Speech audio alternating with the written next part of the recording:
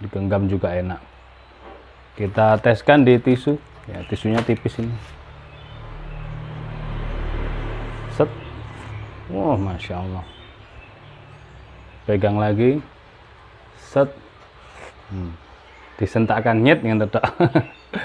Aduh, Masya Allah. Flat ya. Nah, kalau flat tajam begini, itu hati-hati terkena tulang. Jadi harus paham penggunaan media pisau ini, media ya, penggunaan pisau harus paham mau dipakai untuk apa ini, untuk sembelihan. Jadi kalau